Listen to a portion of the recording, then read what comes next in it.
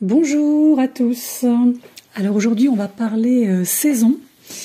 Alors la saison de l'automne qui arrive bientôt, mais surtout et avant tout la saison des éclipses. Alors effectivement moi j'ai pas fait de podcast lunaire depuis un petit moment. Là on va se replonger dedans, on va faire une réinitialisation cosmique littéralement, avec cet événement un peu particulier.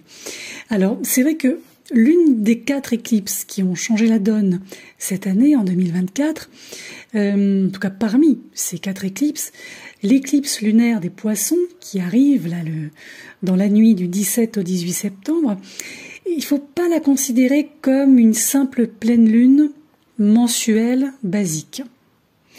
Alors potentiellement, évidemment, elle est liée à la nouvelle lune qui a eu lieu dans le signe des Poissons également, le 10 mars dernier.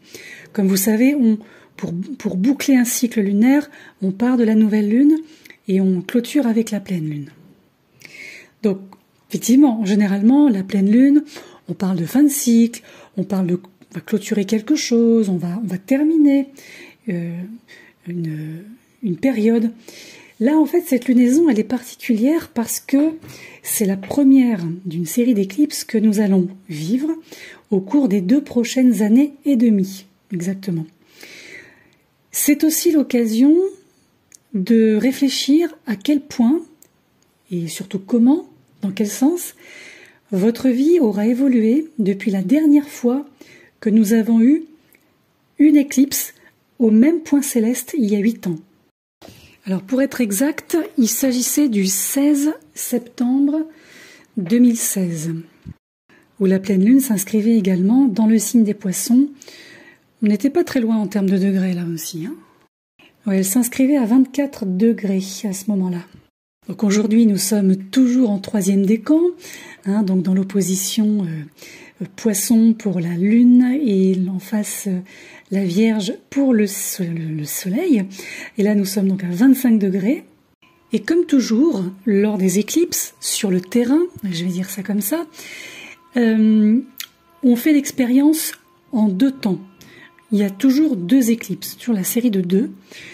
Ce sont des périodes qui sont quand même plus ou moins erratiques sur le plan énergétique, des périodes de forte émotivité et pourquoi pas aussi de changements un peu soudains. Il y a une qualité ou un ressenti un peu fiévreux sous-jacent. Ce sont des périodes qui ont tendance aussi à ouvrir la voie à des situations décisives, des périodes de crise aussi, et particulièrement aussi, j'ai envie de dire, douées pour accélérer les changements que parfois nous avons mis un peu trop de temps à mettre en œuvre. Par exemple, si vous avez été peut-être trop prudent avant de faire un pas en avant qui aurait été bon pour vous ou qui serait bon pour vous, une éclipse en général peut vous donner un grand coup de pouce, voire un grand coup de pied où vous voulez, pour que vous soyez en fait en phase avec vous-même en réalité. À l'inverse, si vous vous êtes engagé par exemple sur un chemin qui était en contradiction avec votre vraie nature, ou si vous avez essayé de faire quelque chose qui n'était pas bon pour vous, qui n'est toujours pas bon pour vous, là en général l'éclipse peut vous faire sortir des rails et vous remettre sur d'autres rails. Avant de poursuivre sur, disons, les généralités de ce que va apporter cette éclipse, pour ensuite passer au signe par signe, on peut dire qu'astronomiquement, et c'est ça qui est intéressant avec les éclipses, c'est qu'en fait elles se produisent lorsque une lunaison se trouve à proximité des nœuds lunaires. Vous savez, les fameux nœuds nord, nœud sud. Là, nous avons affaire cette fois-ci à une éclipse lunaire. Donc ici, elle se produit lorsque la Lune se déplace dans l'ombre de la Terre. Et là, l'intérêt, c'est que cette éclipse du 17-18 septembre, elle va se produire au nœud nord de la Lune. On le voit sur la carte. Le nœud nord est extrêmement proche de la Lune. Alors, le nœud nord est en Bélier, évidemment. La Lune, elle reste en Poisson, comme on l'a vu. Nous avons également Neptune entre les deux, donc on est très chargé quand même en émotions. Je vais vous le décrypter juste après. Mais déjà, on va se rappeler qu'astrologiquement, le nœud nord symbolise les zones de la vie qui aspirent à la croissance, à l'exploration, aux avancées. Et comme je vous l'ai dit, c'est vrai que c'est une éclipse qui est complexe parce que le nœud nord se trouve en bélier. Donc, au cours de la dernière année, si vous vous souvenez, on a eu des éclipses sur l'axe bélier-balance, hein, plusieurs, on l'a vu. Là, ce mois-ci, on va vivre un point de transition vers la prochaine série sur l'axe Vierge-Poisson. Alors, il va y avoir encore d'autres éclipses bélier-balance à venir, mais déjà, vous pouvez penser à celle-ci là, du mois de septembre, Vierge-Poisson, comme un aperçu de la prochaine série des 2 ans et demi à venir. Alors, cette éclipse côté Poisson, là, elle va mettre en évidence des thématiques, disons, qui globalement devraient être en lien avec les notions de pureté, de toxicité, d'union, d'isolement, de matériel, mais aussi d'immatériel. L'autre intérêt de ce ciel-là qui se met en place, en tout cas moi qui m'intéresse sur le plan astro, c'est que cette éclipse va activer la signature dominante de 2025, c'est-à-dire la coprésence de Neptune et de Saturne en Poisson et de leur future conjonction à venir en 2026. Là, c'est particulier parce que c'est comme si nous étions introduits à une confusion de plus en plus intense sur la nature de la réalité avec un R majuscule, l'illusion avec un I majuscule. Et en fait, tout ce qui se passe quand les lignes commencent à s'estomper, voyez, les unes entre les autres, ou les unes dans les autres, comme vous voulez. Bon, on a quand même un gros atout sur ce ciel, on a une belle figure géométrique que l'on appelle un cerf-volant. Alors un cerf-volant a la forme d'un cerf-volant, quand on regarde la carte. C'est donc une figure qui est composée d'un grand triangle. Alors ici on le voit, c'est un triangle qui relie le Soleil, Uranus et Pluton, donc 3 trigones, ok. Soleil, Uranus, Uranus-Pluton, Pluton-Soleil. Voilà, comme ça vous aurez tout. Et tout ça c'est relié au niveau du trigone Uranus-Pluton à des sextiles qui du coup remontent vers Neptune et la Lune. Voilà, donc je trouve que tout ça c'est quand même de bon augure et c'est presque un coup de chance parce que c'est vrai que le cerf-volant il est considéré comme une énergie porteuse d'opportunités, de chance, de facilité, de créativité aussi. Par contre, il y a 2 petits bémols. Le premier, c'est faire attention de ne pas être dans une forme de passivité. Se dire, de toute façon, ça va arriver, c'est super, j'ai pas grand-chose à faire, donc je vais attendre.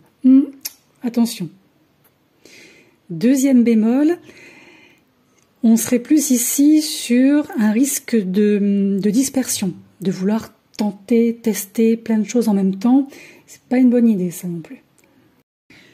Là, c'est un cerf-volant qui s'inscrit sur 3 de ses parties en signe de terre, la Vierge, le Taureau et le Capricorne.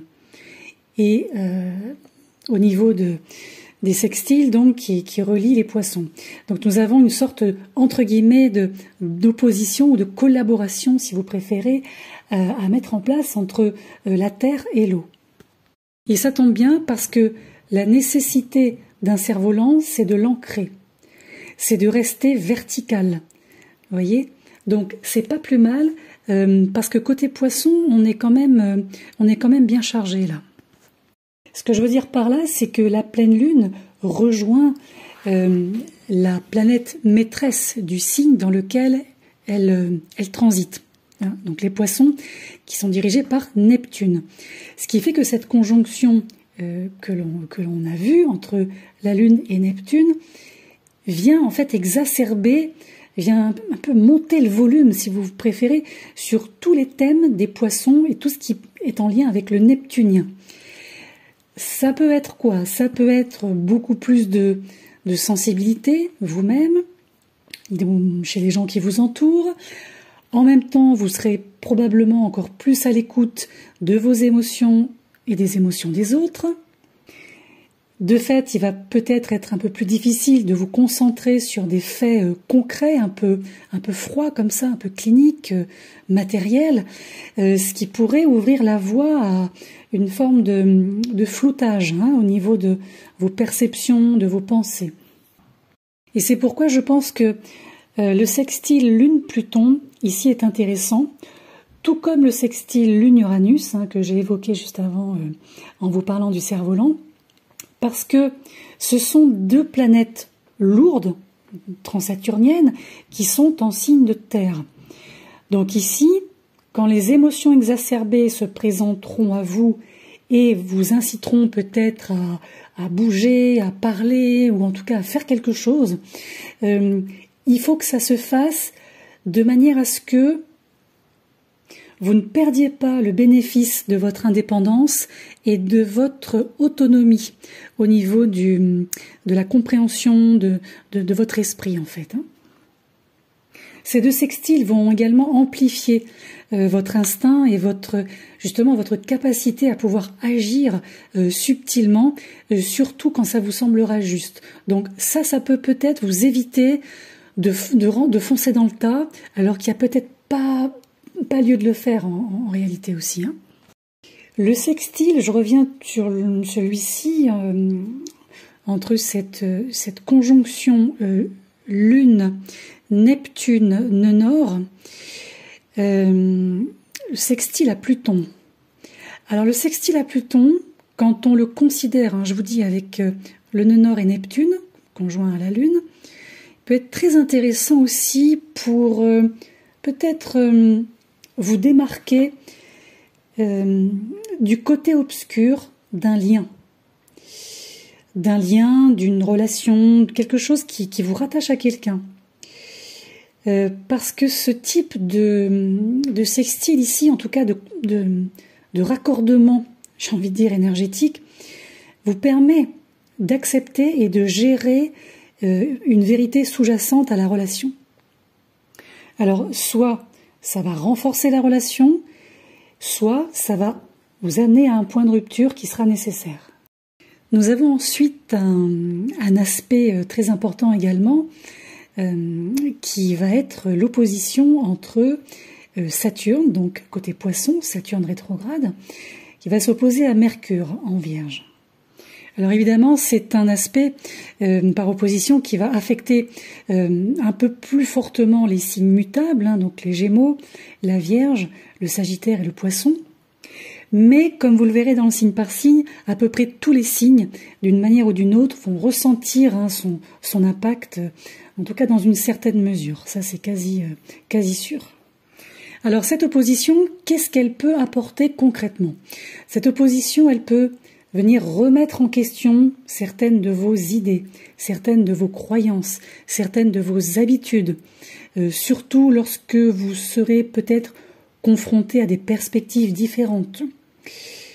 On peut ressentir aussi, avec ce type d'opposition, dans les signes mutables, des vagues comme ça de pessimisme, une forme de pression aussi au niveau d'une forme de stress, quelque chose où on se met la pression, ou bien quelqu'un qui nous met la pression, ou une situation qui vous met la pression. Et vous comprendrez que trouver un accord avec les autres, ça peut être un peu délicat.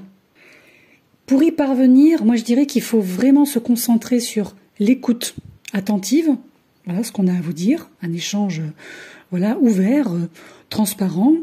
Le fait aussi peut-être d'examiner ou d'aller examiner de nouvelles approches, comme je vous l'ai dit, et surtout essayer de rechercher un terrain d'entente, de ne pas, comme on l'a vu tout à l'heure, rentrer dans le tas, d'une part, et d'autre part, de ne pas se braquer, de ne pas claquer la porte au nez, parce que c'est vrai que là, ça peut être un petit peu pris... là, on est en sandwich, on le voit, donc c'est vrai que la limite entre ça passe ou ça ne passe pas est vraiment très très fine. Maintenant, peut-être, si vous avez bonne mémoire, essayez de repenser au mois d'août et septembre 2023.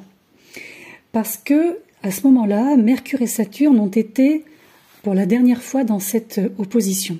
Voilà, donc si vous avez vécu des expériences déjà une expérience particulière, par exemple, ça pourrait vous donner, disons, une idée de ce que vous pourriez traverser là ou de ce qui pourrait se passer. Alors, pas forcément dans le même contexte avec les mêmes personnes, hein, bien sûr, mais disons sur la nature, peut-être, de la situation. Nous avons également une note lumineuse qui est le beau trigone entre Jupiter qui est en Gémeaux et Vénus qui est en Balance. Donc ici ce sont les signes d'air qui vont pouvoir en profiter, donc ça va venir un peu alléger l'ambiance très neptunienne, très poisson, très saturnienne comme on vient de le voir. Donc les signes d'air qui vont en profiter, donc les Gémeaux, les Balances et les Verseaux.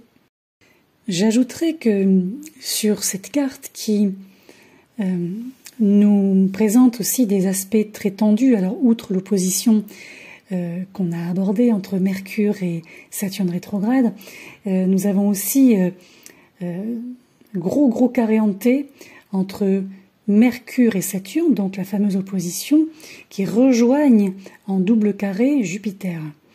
Nous avons aussi un carré entre Vénus qui est en Balance et Pluton qui est à la fin du Capricorne. J'ai presque envie de dire ici qu'il y a une forme d'urgence à changer quelque chose, d'urgence à bouger, d'urgence à modifier, une urgence à, vous voyez, quelque chose qui arrive à son terme et qui ne peut plus continuer de la même façon. Et c'est pour cette raison que c'est important de considérer cette éclipse comme le premier événement lunaire d'une nouvelle série. C'est-à-dire, comme on l'a vu tout à l'heure, c'est la première éclipse qui a lieu dans l'axe Poisson-Vierge ou Vierge-Poisson. Ici, ça va vous permettre de devenir encore plus conscient de vos besoins dans les domaines régis par les Poissons et la Vierge. Alors ici, pour les Poissons, on va plutôt parler de bien-être intérieur, mental, psycho-émotionnel. Et du côté de la Vierge, on va plutôt parler de santé physique et également de travail, de quotidien, toutes vos obligations, toutes nos servitudes. Donc l'histoire qui commence maintenant, en tout cas qui se met en place dès maintenant, en septembre, se déroulera jusqu'en février 2027 environ. Et je trouve ça pas mal parce qu'en fait ça vient mettre un point d'honneur à s'accorder au reste, en fait à l'ensemble, cosmique qui est en train de bouger avec, comme on le sait, le transit de Pluton en Verseau qui va avoir lieu. Ensuite, nous allons avoir le transit d'Uranus en Gémeaux, signe d'air également, et aussi Neptune qui va finir par passer en 2026 en Bélier. Donc là, on voit bien quelque chose de radical qui va se mettre en place, quelque chose qui va complètement faire abstraction de ce dans quoi nous avons vécu précédemment, en tout cas jusqu'à maintenant. Et avant de démarrer le signe par signe, il est vrai que tout le monde va ressentir cette puissante pleine lune, cette puissante éclipse, évidemment, quel que soit votre signe ascendant, quel que soit votre signe solaire, mais il est vrai que les signes mutables vont ressentir un peu plus que les autres, donc les Gémeaux, la Vierge, le Sagittaire et les Poissons. Donc même si vous n'êtes pas ascendant mutable ou en soleil mutable, si vous avez des placements importants, c'est-à-dire votre soleil natal, votre lune natale, votre ascendant par exemple, les planètes personnelles comme Mercure, Mars, Vénus. Si vous avez l'axe des nœuds aussi, par exemple, autour de 25 degrés d'un des signes mutables, vous serez concerné évidemment un peu plus que la moyenne. Alors on va regarder maintenant quelles sont les influences globales qui sont susceptibles de toucher les signes. Alors moi je vous invite, comme à chaque fois, d'écouter d'abord, en tout cas de prendre en compte d'abord les informations qui sont en lien avec votre signe ascendant, bien sûr, et ensuite de compléter avec votre signe solaire. Comme ça vous aurez un petit peu une vision assez à la fois globale et également détaillée en fonction évidemment de ce que vous vivez en ce moment. On va commencer par les ascendants béliers ou les soleils béliers. Alors ici, pour les béliers, on a comme une invitation à prendre du recul par rapport à peut-être une forme d'agitation. Il faut vous accorder un moment d'introspection, si vous le pouvez, un moment de solitude. Il ne faut pas résister, si l'envie se fait ressentir, de vous ressourcer, de battre un peu en retraite temporairement. Hein. C'est un peu essentiel, je dirais, pour vraiment avoir cette capacité, ou retrouver cette capacité de suivre le rythme de votre vie quotidienne.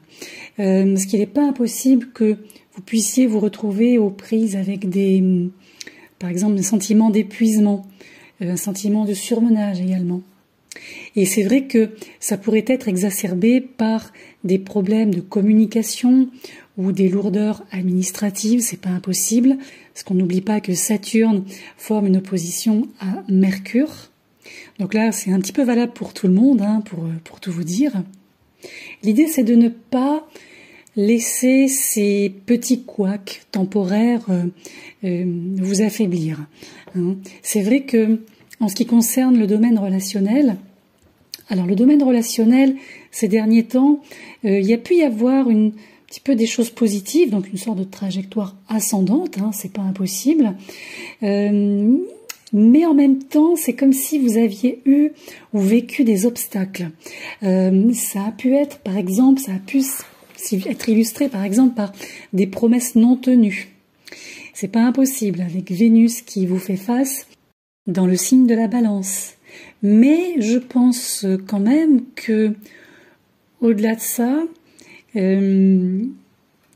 vous avez eu ou vous avez actuellement ou vous aurez cette capacité à soit à pardonner, soit à aller de l'avant, soit les deux. Vous avez quand même ce placement de Chiron hein, qui est toujours chez vous. Et c'est vrai que Chiron actuellement est rétrograde et fait face à cette Vénus en Balance. Donc cette notion de résilience dans votre vie personnelle, c'est quelque chose qui vous sert ou qui vous servira bien lorsque vous allez, comme on dit, naviguer un peu dans le présent et dans vos occupations diverses et variées. Si vous êtes maintenant ascendant Taureau, ou si vous avez par extension le Soleil dans le signe du Taureau, alors ici, on a des problèmes qui couvaient sur la surface et qui seront maintenant mis en lumière.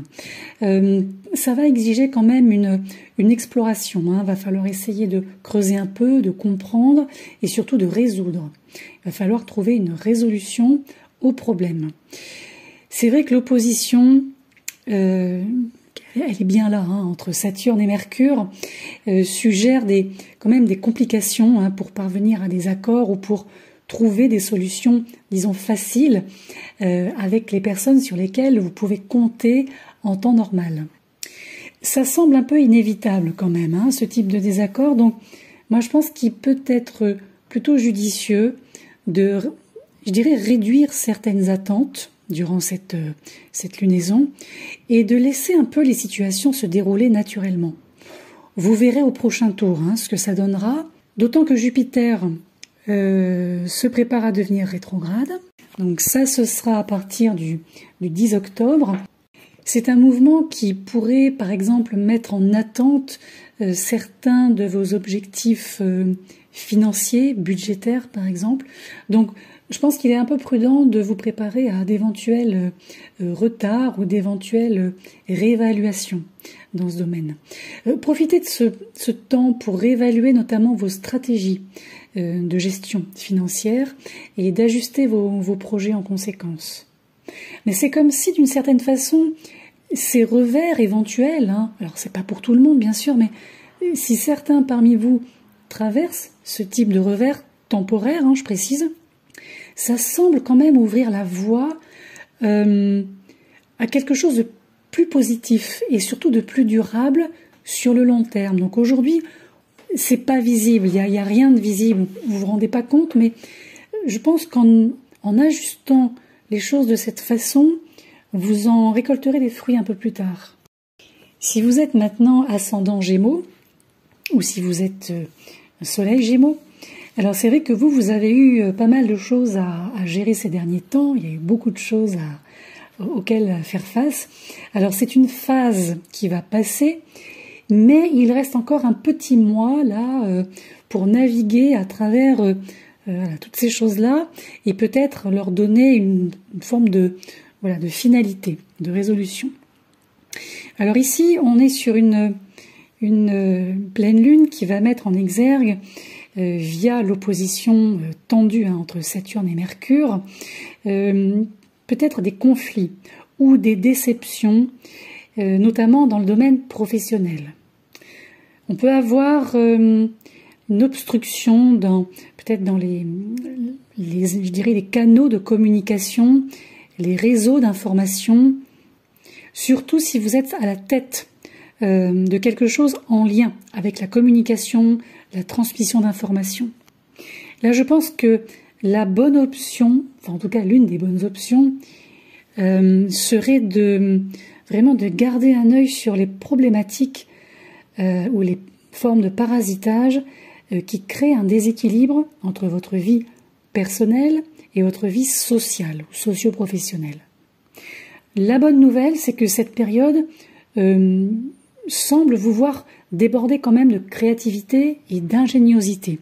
Donc, vous retombez sur vos pieds, quoi qu'il arrive. Pour ça, je pense qu'il faut aussi laisser les événements se dérouler naturellement par eux-mêmes et laisser votre capacité d'adaptation être votre force numéro 1. Vous avez en vous, c'est clair, la capacité, je reprends ce même terme, de trouver des solutions intelligentes aux situations qui se présentent ou qui vont se présenter. Donc comptez bien là-dessus pour résoudre les problèmes au cours des prochaines semaines. Si vous faites partie des ascendants cancer ou par extension des soleils cancer, alors vous avez Mars qui transite votre signe. C'est un événement qui n'arrive que tous les 2 ans.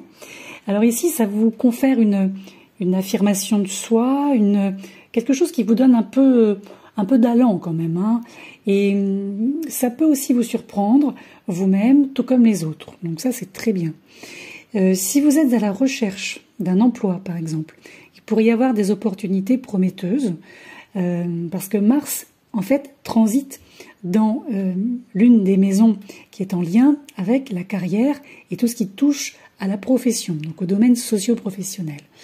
Maintenant, on a encore et toujours Saturne et Mercure en opposition et qui peuvent venir un petit peu obscurcir les questions contractuelles. Moi, si c'était moi, j'éviterais de m'inscrire, par exemple, à des programmes de formation, de solliciter des conseils, je dirais, structurés, comme par exemple des conseils d'avocats, des conseils de banquiers, vous voyez, des choses comme ça. D'éviter aussi si c'est possible, d'éviter les rendez-vous chez le médecin. D'éviter de signer des accords importants, en tout cas pas avant la nouvelle lune du 2 octobre. Même chose si une nouvelle offre d'emploi arrive à vous, si on vous propose de signer quelque chose. Même topo, essayez de fixer la date de début, donc de début d'engagement, quelle que soit la nature de l'engagement, sur la semaine du 7 octobre. En attendant, n'hésitez pas à investir de l'énergie dans vos liens familiaux, dans vos affaires domestiques, voyez. Ça peut être un nettoyage d'automne, ça peut être faire un grand dîner en famille, aussi entre amis, pourquoi pas. On a un beau trigone là, entre Vénus et Jupiter qui peut vous alléger un petit peu l'atmosphère et surtout, si vous devez patienter un peu, ça vous permettra aussi de prendre le temps. Si vous êtes maintenant ascendant Lion, ou si vous avez par extension le Soleil dans le signe du Lion, alors c'est une pleine lune qui se présente assez favorablement en ce qui concerne la communication, la transmission de messages, d'informations. Il y a un bon changement de rythme en dessous de tout ça, donc c'est plutôt pas mal. Il y a un beau trigone entre Vénus et Jupiter qui pour vous suggère des soutiens assez consistants quand même de certaines personnes, de la part de certaines personnes. On a des sympathies là, qui sont là ou qui se mettent en place. Il y a des sources fiables sur le plan relationnel. Maintenant, on a toujours cette opposition Saturne-Mercure qui peut mettre en exergue des problématiques ou des défis sur le plan financier. Alors, ça reste potentiel, hein, évidemment, c'est pas pour tout le monde, mais ça peut se présenter pour certains d'entre vous. Si c'était le cas, si toutefois c'était le cas, ça pourrait se présenter comme des petits soucis au niveau de détails comptables, ou bien attention aussi à ne pas contracter de dettes, parce que les petites dettes d'aujourd'hui pourraient devenir d'énormes dettes demain. Parce qu'en gros, votre situation financière globale est quand même propre, en tout cas beaucoup plus propre qu'elle ne l'a été depuis un certain temps. Donc ce serait dommage de vous mettre dans une forme de panade alors qu'il n'y a pas lieu d'être. Okay ? Donc si vous devez régler aussi des problèmes liés à des dettes, je reviens là-dessus, il va falloir commencer à vous y attaquer sérieusement et aussi de manière systématique, vous voyez, pour faire en sorte que ces dettes soient épurées. Si vous pouvez également éviter les nouveaux contrats, les nouveaux engagements, voyez, tout ce qui vous mettrait sur des rails, attendez la nouvelle lune du 2 octobre pour ça. Mais quoi qu'il en soit, vos compétences en matière de réseautage sont en ce moment plutôt bonnes. Hein. Donc, faut pas hésiter à organiser des réunions pour discuter de choses et d'autres, voyez, ou de commencer à contacter des personnes qui pourraient être influentes pour vous, qui pourraient être, entre guillemets, utiles, quel que soit le domaine concerné. Et en tout cas, avec lesquels vous pourriez avoir des interactions positives. Si vous faites partie des ascendants vierges, ou si vous avez par extension le soleil dans le signe de la Vierge, alors ici on a un peu un mois charnière, sachant que durant la pleine lune, le soleil sera évidemment toujours dans votre signe, donc vous êtes très concerné, comme on l'a vu tout à l'heure. Alors c'est vrai que pour vous, on a cette opposition Saturne-Mercure qui peut suggérer ou engendrer des obstacles, des retards ou des responsabilités accrues dans la zone des partenariats. Il se peut que, par exemple, vous découvriez le faux pas d'un partenaire ou que vous soyez confronté à une impasse difficile, là aussi, au sein d'un partenariat. Quelle que soit la nature du partenariat, je précise. Vous pouvez aussi avoir une idée de ce qui peut se passer si vous replongez dans les événements de septembre 2023, donc l'année dernière, parce qu'il semblerait que vous ayez navigué sur un terrain un peu similaire à cette époque. Donc ça peut se présenter comme une forme de deuxième étape, par exemple, quelque chose de redondant, donc qu'on vous apporte un peu sous une forme différente. Donc là, il n'y a que vous qui pourrez savoir de quoi je vous parle ou de quoi ça parle en tout cas. Autre chose, je pense que sur le plan professionnel, il y a quand même des perspectives prometteuses. Donc pendant que les affaires personnelles se règlent, voilà, on va dire comme ça, concentrez-vous plutôt sur les domaines de croissance dans votre vie professionnelle. Vos compétences analytiques sont très élevées là en ce moment, surtout les compétences qui vont vous permettre d'interagir avec les autres. Donc, envisagez de les appliquer à un projet de travail ou à un objectif qui n'implique pas de temps en tête-à-tête avec quelqu'un d'autre. Parce qu'on voit quand même que on a une opposition entre Mercure en Vierge et Saturne rétrograde en Poisson, qui nous forme un beau carré hanté là, avec Jupiter en apex. Donc faites attention que ça ne se transforme pas non plus en hyper-vigilance. C'est pour ça que pour le moment, les tête-à-tête, on va oublier. Voilà. Je pense aussi que votre sens de la discrétion vous aidera à équilibrer ces défis relationnels et les opportunités de carrière de l'autre côté. Et je pense que quelque part au milieu de tout ça, vous allez récolter quand même des résultats relativement gratifiants ce mois-ci. Si vous faites partie des ascendants Balance, ou si votre soleil par extension est en Balance, alors moi je pense que les choses se sont quand même bien améliorées pour vous ces derniers temps, notamment sur le plan relationnel. Alors on a Vénus qui est chez vous, qui est en Balance, et c'est vrai que cette Vénus quand même donne de bons résultats, je pense, hein, notamment pour revenir au centre de vous-même et revenir au centre du groupe. Hein, on se comprend, c'est-à-dire groupe d'amis, groupe professionnel, groupe familial, etc. Là, le fait d'avoir un trigone entre cette Vénus, donc en Balance, hein, encore une fois, et Jupiter du côté des Gémeaux, ça montre que vous pouvez bénéficier de bons conseils. Vous pouvez bénéficier aussi de, de sollicitations, d'orientation. Je pense aussi que vous êtes un peu plus compétitif sur le plan professionnel que vous ne l'étiez précédemment, en tout cas dans les mois qui ont précédé ou les années qui ont précédé. Comme si vous aviez cherché ou comme si vous cherchiez encore à faire bouger les choses et peut-être à prendre le relais dans un projet ou prendre le relais de quelqu'un. C'est comme s'il y avait une nouvelle ambiance dans la pièce. Voyez ? Alors pour certains, ça va aller tout seul, ça va être très fluide. Pour d'autres, on va le ressentir comme quelque chose de pas très confortable. Donc moi je conseille de ne pas vous laisser emporter par un quelconque tumulte, de ne pas vous laisser emporter par des commérages ou par ce qu'on appelle du drama, surtout. Hein. Je pense que vous allez avoir suffisamment de confiance pour dire ce que vous avez à dire, en tout cas dire ce que vous avez sur le cœur, et je pense que vous allez le faire d'une manière qui va vous apporter à la fois le respect de l'autre et pourquoi pas aussi l'admiration de l'autre. Ce que je peux ajouter, c'est que votre capacité innée à maintenir l'harmonie, c'est quand même quelque chose de très Balance, notamment en période de turbulence, ça c'est votre plus gros et votre plus grand atout ce mois-ci, donc pensez-y.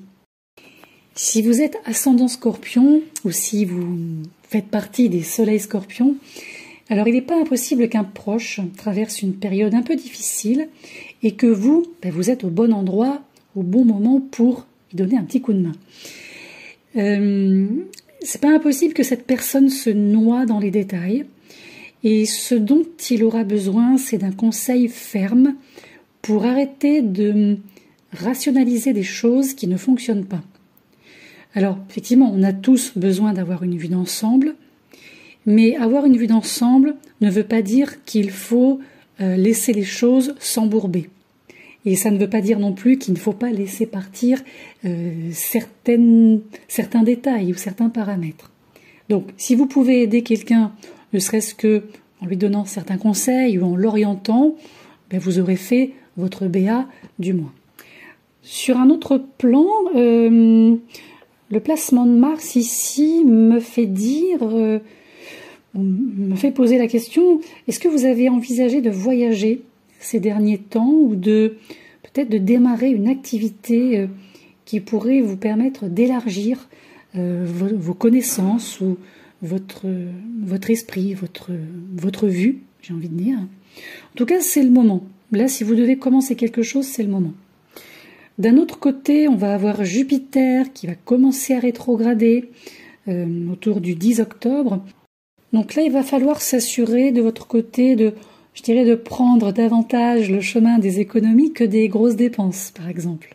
À partir du 23 septembre, vous allez avoir Vénus qui va venir en renfort et qui va donner un petit côté bonus sur le plan relationnel. Alors, si vous êtes célibataire, ça va être le moment de faire des rencontres si vous en avez envie. Si vous n'en avez pas envie, il n'y a pas de souci. Si vous êtes déjà en couple, n'hésitez pas à planifier un événement un peu spécial, par exemple. En tout cas, c'est le bon moment pour ça. Si vous faites partie des ascendants sagittaires ou des soleils sagittaires, Alors évidemment, cette série d'éclipses sera plus importante pour vous que pour d'autres signes, hein, notamment plus importante aussi que les éclipses qui se sont produites récemment, parce qu'elles tombent dans un signe mutable comme le vôtre. Hein. Donc ça va mettre en lumière votre vie familiale, la vie au domicile, votre habitat aussi, et tout ce qui va toucher le domaine ou la sphère socio-professionnelle. Alors certes, le mois d'août n'a pas été simple pour beaucoup d'ascendants sagittaires et de soleil sagittaire. Bon, on voit que ça commence un peu à se dégager, néanmoins, là, on va se retrouver avec une opposition Saturne-Mercure. Et cette opposition Saturne-Mercure se place dans des signes mutables. Hein. On a Mercure d'un côté en Vierge et Saturne rétrograde de l'autre côté en Poisson. Alors, ça pourrait se matérialiser par un conflit entre ce qui se passe à l'intérieur de vous-même et ce qui se passe à l'extérieur. Également entre votre vie familiale, votre vie chez vous et votre vie professionnelle. Ça peut aussi représenter une aspiration professionnelle qui se heurterait à des blocages temporaires ou à des obstacles. Donc si toutefois c'était le cas, il vaut mieux attendre, ne rien lancer d'important pour le moment, en tout cas pas avant le 2 octobre, parce qu'il n'est pas impossible aussi que certaines blessures émotionnelles pourraient nécessiter d'être abordées ou réabordées, notamment dans la dynamique interpersonnelle.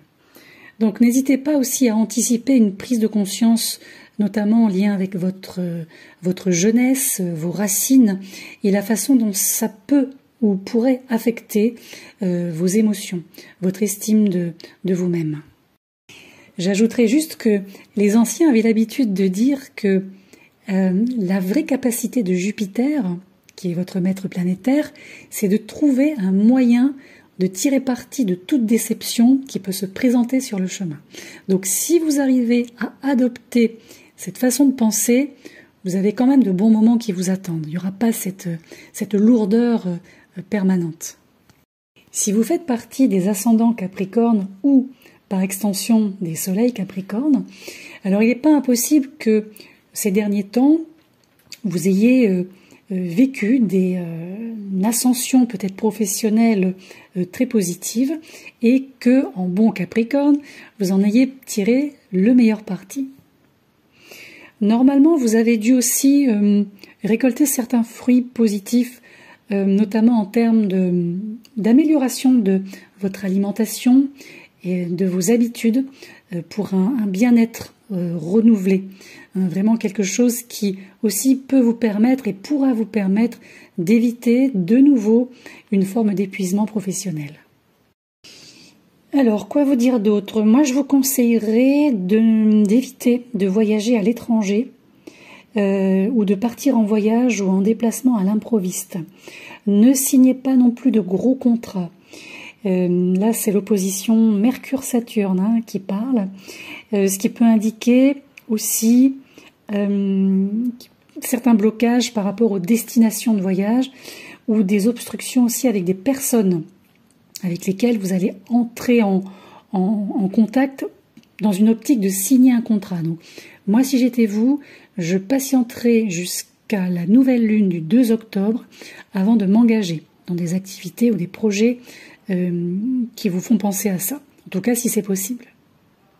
Ce qui ressort également, c'est une belle énergie mentale là, qui monte en flèche. Donc peut-être que apprendre quelque chose de nouveau, vous former dans une discipline, peut être une possibilité. C'est pas impossible là. Maintenant, on a aussi un beau sextile entre la Lune et Pluton. Donc la Lune qui est en Poisson et Pluton qui termine son transit dans votre signe. Là, donc, on voit une intuition qui est très aiguisée, effectivement. Et vous pourriez justement comprendre certaines raisons sous-jacentes pour lesquelles vous avez justement ces ressentis très un peu bourdonnants, un peu agités, vous voyez, c'est très cérébral tout ça. Donc ça va vous permettre, je pense, de remettre les choses dans l'ordre aussi, de vous réorienter en quelque sorte. Alors pour certains, c'est vraiment pour certains, vous allez aussi pouvoir peut-être vous mettre en contact ou en lien avec un public plus large. Alors ça peut être par le biais de l'écriture, des médias, c'est pas impossible. Donc si vous prenez des risques calculés maintenant, il n'est pas impossible que vous ayez une forme de réussite d'ici le mois de mars de l'année prochaine. Les ascendants Verseaux, les soleils Verseaux, par extension. Alors ici, il va être question de faire le point sur vos compétences à gagner de l'argent, sur vos valeurs personnelles et votre estime de soi. Vous allez peut-être constater que mettre le nez dans le guidon pour certains résultats que vous avez finalement acceptés au fil des ans, ça va plus suffire. Ou bien aussi que votre principale source de trésorerie n'est tout simplement pas ou plus alignée avec vos priorités actuelles et vos perspectives. Et que le fait finalement de prendre une nouvelle direction vous servirait peut-être davantage. Vous servirez mieux sur le plan financier et aussi sur le plan, sécurité émotionnelle. En tout cas, je pense qu'il va y avoir une mise en évidence là de ces domaines-là, très prochainement. Il est vrai que Saturne, depuis un certain temps, vous rappelle aussi vos propres limites, notamment financières. Et cette pleine lune va en fait faire office de déclencheur, notamment avec le placement de Mercure. Donc, si par exemple vous avez des dettes à rembourser, ou bien si certaines personnes ont des dettes vis-à-vis de vous, là, ça va être le moment de solder tout ça. Bon, rassurez-vous, à partir de février 2026, Saturne va quitter définitivement, je dis bien définitivement, les Poissons pour entrer en Bélier. Alors, il va y avoir une incursion avant quand même, mais la fin de transit définitive, c'est en février 26. Et à partir de là, vous allez constater que ce que j'appelle moi les flux de trésorerie seront beaucoup plus faciles et il y aura moins de gêne par rapport en tout cas dans ce domaine.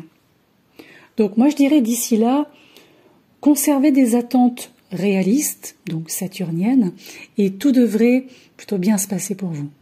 Sur le plan des interactions sociales et socio-professionnelles, moi je dirais que à partir du 23, vous pourrez compter sur Vénus, qui va peut-être vous permettre de faire en sorte que certaines de vos idées ou de vos projets puissent commencer à décoller.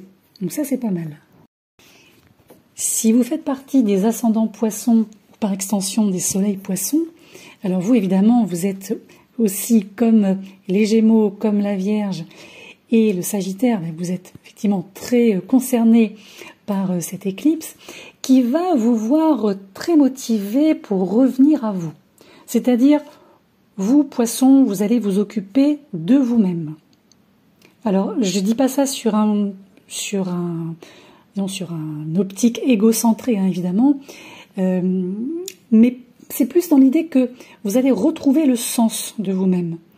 Alors, effectivement, ça va peut-être demander d'initier certains changements inattendus, autant pour vous que pour les autres, dans certaines de vos relations, c'est pas impossible. Mais le fait que cette lunaison vienne amplifier votre conscience de soi, votre sens du but, votre sens de votre identité en fait, ça c'est plutôt une bonne chose.